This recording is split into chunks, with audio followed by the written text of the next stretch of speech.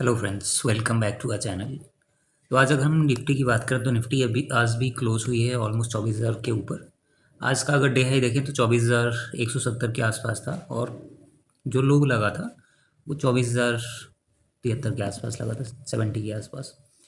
But अभी अगर हम डेली टाइम कैंडल्स देखें तो डेली कैंडल्स में दिख रहा है कि जो लेवल था 24,200 का और 24,400 का, बेसिकली 200 की बात करें तो 24,200 अभी भी इंटैक्ट है। और काफ़ी टाइम से निफ्टी ट्राई कर रहा है, मतलब पिछले 3-4 दिन से। आज की अगर हम 15 मिनट टाइम फ्रेम पे देखें तो 160 जाने के बाद से जो सेलिंग का प्रेशर आया है वो थोड़ा सा, बेसिकली लास्ट वीडियोस में मैंने बताया था कि निफ्टी का जो अभी सपोर्ट दिख रहा है वो 24,600 ही दिख रहा है।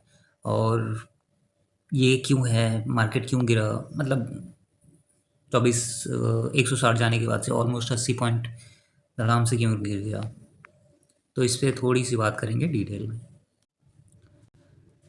सो अभी 15 मिनट टाइम फ्रेम पे देखें तो अभी जो रिसेंट सपोर्ट बन रहा है और वो 23,900 के आसपास है।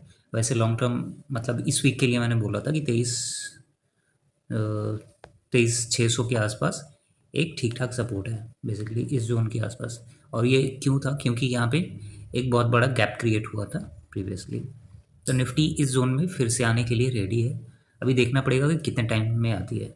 अभी इसके पीछे के रीजंस देखें तो यूएस और ईरान के बीच में जो डील साइन होने वाली थी वो नहीं हो पाई, ठीक है। इवन जो इसराइल है लेबनान पे, उसने अटैक कर दिया था, इस रीज़न से वो ब्रीच हो गया। उसके बाद से अभी इनकी नेक्स्ट मीटिंग जो है अभी स्विट्ज़रलैंड में थी, जहाँ पे जो ईरान के लिटिगेशन जो भी टीम मेंबर्स थे वो वॉकआउट कर गए, मूव कर गए, क्योंकि उनका एक ही कंसर्न है कि लेबनान पे अटैक नहीं होना चाहिए। और इसराइल जो है वो ऐसा नहीं होने देगा, मतलब वो ऐसा नहीं होने देगा, क्योंकि वो चाहता है कि लेबनान एकदम ख़त्म हो जाए ऐसे। सो बेसिकली यही रीज़न है और कोई रीज़न नहीं है। आज इंटरेस्टिंग होने वाला है। ऑलमोस्ट 9 बजे के आसपास जो फेड के चेयरमैन है, जो न्यूली अपॉइंट हुआ है, मैं नाम बोल रहा हूँ क्या है, तो वो 9 बजे कुछ स्पीच देने वाला है। अब ये किस बारे में होगा, कुछ इंजेक्ट करेंगे, मतलब ऐसा कहा जा रहा है कि ऑलमोस्ट 50 to 80 बिलियन डॉलर के आसपास मार्केट में इंजेक्ट करेंगे, ताकि मार्केट को और थोड़ी सी स्ट्रेंथ दी जाए, ठीक है। अगर ऐसा कुछ होता है तो जो इंडियन मार्केट है वो भी पॉजिटिवली रिएक्ट करेगा और डाउ जोन्स नैस्डैक तो पॉजिटिव रहेंगे ही रहेंगे। तो 9 बजे उसकी मीटिंग है, अभी 8 बज रहे हैं, तो वो थोड़ा सा इम्पोर्टेंट पार्ट होगा कि उसमें क्या कहता है। क्योंकि लास्ट टाइम उसने बोला था कि अभी हम हाइक के लिए नहीं देख रहे हैं, जो इंटरेस्ट चेंज वगैरह है उस पर नहीं देख रहे हैं, बट हम सोचेंगे इस बारे में। तो अगर इंटरेस्ट रेट चेंज होते हैं, कट होते हैं या फिर बढ़ाया जाता है, कट अगर होगा तो ऑब्वियसली यूएस जो गवर्नमेंट है उसको फ़ायदा मिलेगा। बट अगर रेट्स इंक्रीज होते हैं तो ऑल्दो मैंने बहुत सारे वीडियोस में बताया कि ऑलमोस्ट 40 ट्रिलियन डॉलर का डेट हो चुका है, तो उस पे जो इंटरेस्ट रेट है वो 25 बेसिस पॉइंट से बढ़ जाएगा। तो ये थोड़ा कंसर्निंग है यूएस के लिए और ऑल ओवर द वर्ल्ड के लिए भी। तो कल के लिए निफ्टी की बात करें तो निफ्टी का जो जोन है बेसिकली 23,600 से 23,800 के बीच में है, डाउन साइड। अगर हम ऊपर साइड देखें तो 24,200 का एक कल के लिए रेजिस्टेंस रहेगा।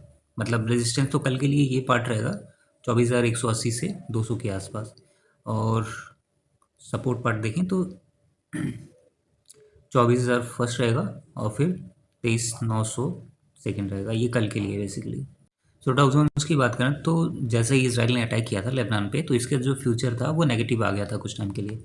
बट अभी देखें तो अभी अभी जो डाउ जोन्स है वो ऑलमोस्ट 70 पॉइंट्स प्लस में है। S&P नेगेटिव है और नैस्डैक नेगेटिव है।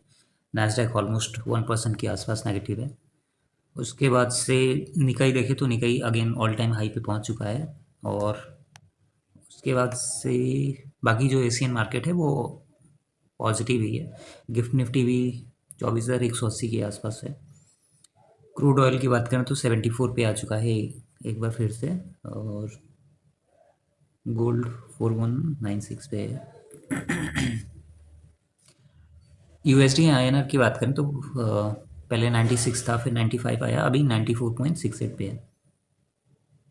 सो लास्ट वीक अभी रिलायंस का एजीएम था, और रिलायंस के एजीएम में रिलायंस का जो एजीएम था बेसिकली, अगर आपने सुना हो या फिर देखा हो, तो रिलायंस का एजीएम कम ऐसा लग रहा था कि इंडियन गवर्नमेंट का एक मतलब नेशनल प्रोजेक्ट है या फिर बजट टाइप का है, ठीक है, क्योंकि अभी आने वाले टाइम में एआई पे बहुत ज़्यादा वर्क करने वाले हैं वो, और डाटा सेंटर्स वगैरह तो पहले भी चल रहा है इनका फेसबुक के साथ।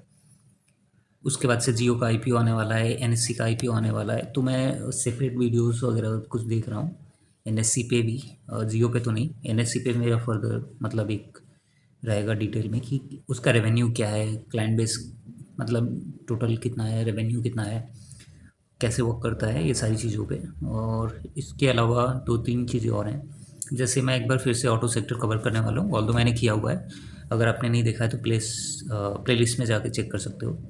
इसके अलावा फाइनेंशियल मार्केट काफ़ी ग्रो कर रही है, और यही रीज़न है कि जो मैंने कुछ दिन पहले अभी स्टॉक्स मतलब पे बात की थी, Edelweiss, M financial, Motilal, ICICI Pru का है, एचडीएफसी एएमसी है, तो ये सारे ना बहुत अच्छा करने वाले हैं मतलब आने वाले टाइम में, क्योंकि अभी जो म्यूचुअल फंड का जो इंडस्ट्री है वो ऑलमोस्ट $970 बिलियन के आसपास है, और मतलब 10 साल बाद वो $3 ट्रिलियन की हो जाएगी, मतलब 3 ट्रिलियन प्लस की हो जाएगी। तो यहाँ पे काफ़ी कुछ है जहाँ पे मतलब बहुत कुछ है बात करने के लिए। तो वो इंडस्ट्री पे मैं अभी आने वाले टाइम में कुछ अपलोड करूँगा।